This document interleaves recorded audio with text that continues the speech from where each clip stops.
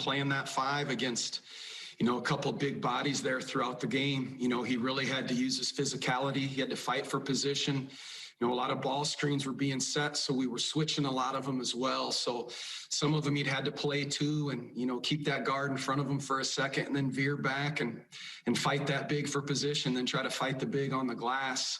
We spent the morning in shoot around going over as much 5-on-0 as we could with him at the 5 to get him up to speed on all of our plays. But to his credit, he knows how to play.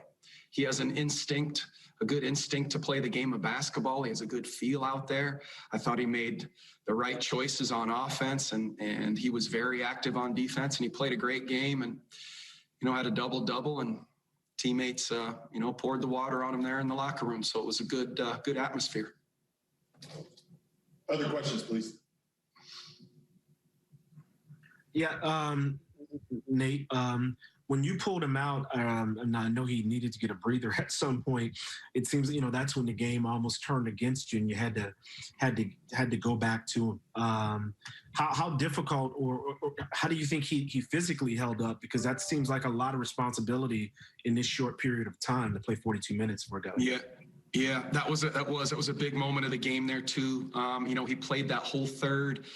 Trying to sneak him a couple minutes there, and they went on a little run. It was one of those things, but you're right. He had such an impact on that game. I think his plus minus was, 12. TJ had a plus minus of 17. So I was just trying to buy him a little bit of time there. And you could definitely feel his impact when he played throughout the game, and then definitely when he came back in. And I think his conditioning is good.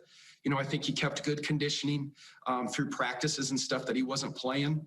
He does a good job of taking care of his body, and I think he'll be ready to go for the next one just as active.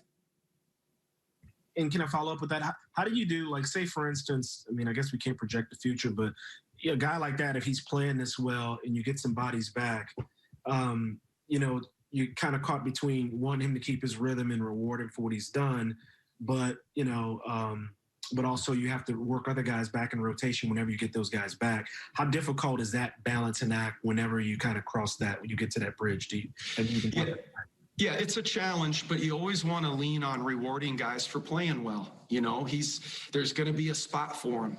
He's playing like this, and a double-double with a victory tonight. You're going to keep playing the guy. You want to lean on that to reward, and he's a guy that can play the 3, 4, 5. We saw him play the 5 tonight. So there's always a spot on the floor for guys like that are playing well and playing hard.